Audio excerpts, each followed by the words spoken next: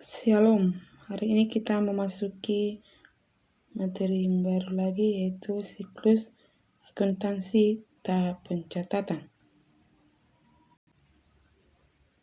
Siklus akuntansi tahap pencatatan yang akan kita bahas itu yang pertama, pengertian siklus akuntansi, pengertian jurnal, fungsi jurnal, mencatat transaksi ke dalam jurnal, pengertian buku besar, bentuk-bentuk buku besar, posting ke buku besar, pengertian neraca saldo, fungsi neraca saldo, kemudian yang terakhir menyusun neraca saldo. Oke, sekarang masuk ke pengertian siklus akuntansi. Siklus akuntansi adalah tahapan kegiatan yang dilalui dalam melaksanakan kegiatan akuntansi. Proses tersebut berjalan terus-menerus dan berulang kembali sehingga merupakan suatu siklus. Pengertian jurnal. Jurnal adalah catatan sistematis dan kronologis dari transaksi-transaksi keuangan dengan menyebutkan rekening yang akan didebet atau dikredit disertai jumlahnya masing-masing dan referensinya.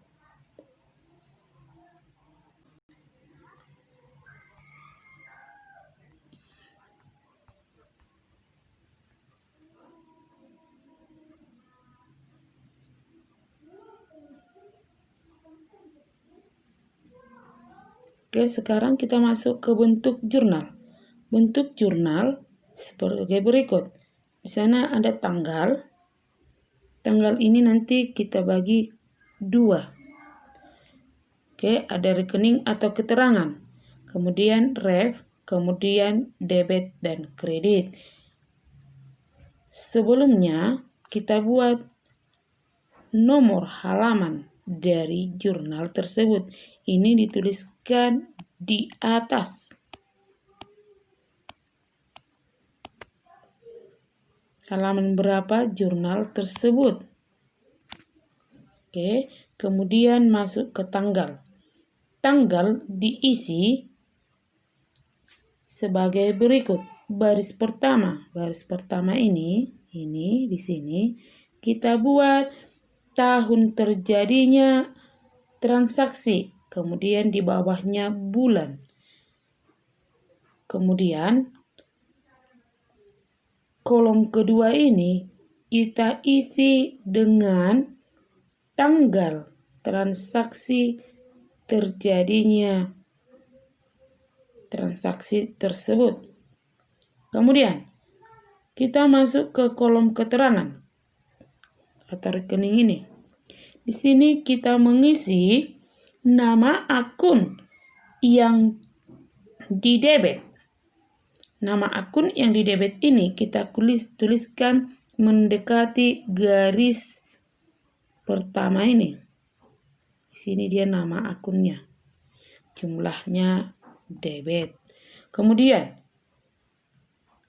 akun berikutnya yang di sebelah kredit kita tuliskan agak menjorok ke depan.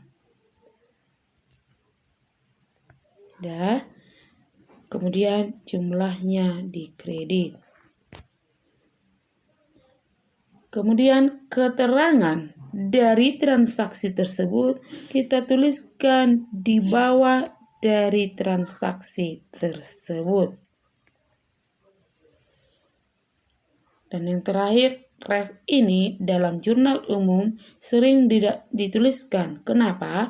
Karena ref dituliskan setelah kita memposting ke buku besar.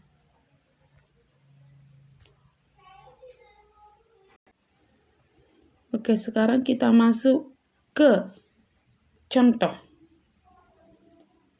Contoh yang pertama yaitu pada tanggal 1 Januari 2002, Tuan Raka menyetorkan uang ke PT Aji Mumpung sebesar 500 juta sebagai setoran modal.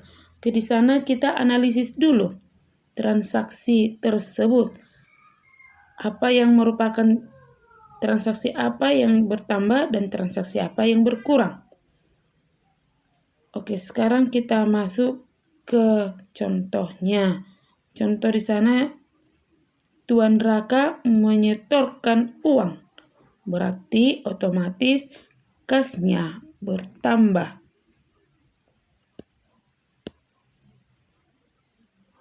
Kas bertambah sebesar 500 juta. Kemudian modal bertambah sebesar 500 juta juga.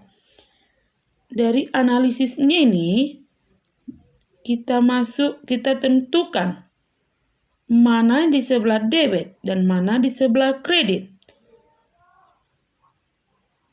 Jika kas bertambah, maka posisi dari transaksi tersebut di debit.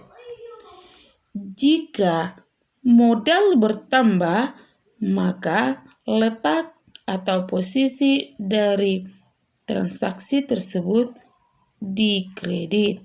Maka dapat kita tuliskan sebagai berikut. Tanggal 1 bulan 1 2002. Kas bertambah berarti posisinya di debit.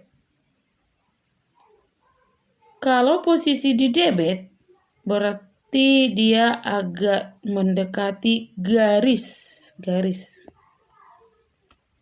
Nah, kemudian modal bertambah dari itu posisinya di kredit, agak menjorok ke depan ini posisinya, dan jumlahnya di kredit sebesar 500 juta rupiah. Kemudian keterangannya merupakan penyetoran modal awal. Jadi cara membacanya ini yaitu kas pada modal. Kas pada modal sebesar 500 juta rupiah. Oke, contoh berikutnya.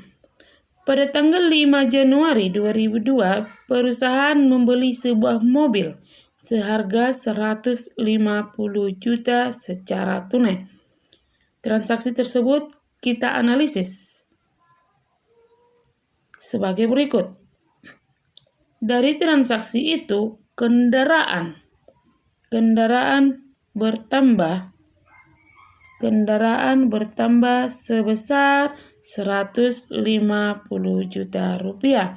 Karena dia pembelian secara tunai, otomatis kas kita berkurang sebesar 150 juta juga.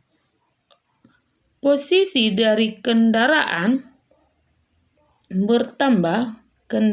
bertambah berarti dia di debit. Jika aset berkurang, aset di sana yang berkurang yaitu kas, maka posisinya di kredit. Inilah yang akan kita masukkan ke jurnal umum. Kendaraan tadi bertambah sebesar 150 juta. Berarti posisi kendaraan inilah yang di sebelah debit. Kemudian kas berkurang, berarti posisi kas di kredit. Kaslah yang agak menjorok ke depan. Ya, berarti di sana keterangannya pembelian kendaraan secara tunai. Dan ini kita baca jurnalnya kendaraan pada kas. Masing-masing sebesar 150 juta rupiah. Oke, contoh berikutnya. Pada tanggal 6 Januari 2002 membeli mesin fotokopi seharga 50 juta rupiah secara kredit. Maka di sana analisisnya, peralatan bertambah sebesar 50 juta rupiah, kemudian hutang bertambah sebesar 50 juta rupiah. Kenapa bertambah hutang? Karena di sana pembelian secara kredit. Jika peralatan bertambah, maka posisinya di debit. Peralatan ini merupakan aset. Dan jika hutang bertambah, maka posisinya di kredit. Dapat kita tuliskan jurnalnya sebagai berikut. Peralatan pada hutang dagang masing-masing sebesar 50 juta rupiah. Dan keterangan di sana yaitu pembelian mesin secara kredit.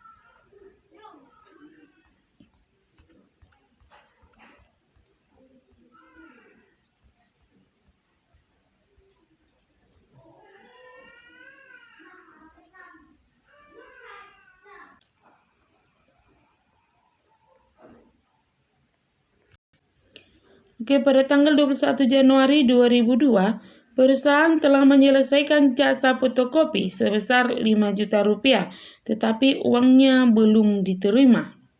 Maka, analisisnya sebagai berikut. Karena belum diterima, maka piutang atau tagihan akan bertambah sebesar 5 juta rupiah. Dan pendapatan bertambah sebesar 5 juta rupiah. Piutang merupakan aset. Karena terjadi penambahan, maka posisinya di debit. Tadi pendapatan bertambah, posisinya di kredit. Maka dapat kita tuliskan jurnalnya piutang pada pendapatan. Masing-masing sebesar 5 juta rupiah. Maka keterangannya di sana dituliskan penerimaan pendapatan secara kredit. Oke, demikian penjelasan hari ini. Dari materi ini, Ibu berharap Anda tuliskan ulang. Anda buat ulang jurnal umum dari yang sudah kita bahas. Kemudian buat contoh yang ada pada bukumu, yaitu halaman 60 contoh soal yang ada di sana, agar Anda lebih tahu atau lebih jelas dalam pemahaman jurnal umum. Oke, demikian untuk hari ini. Selamat belajar. Terima kasih.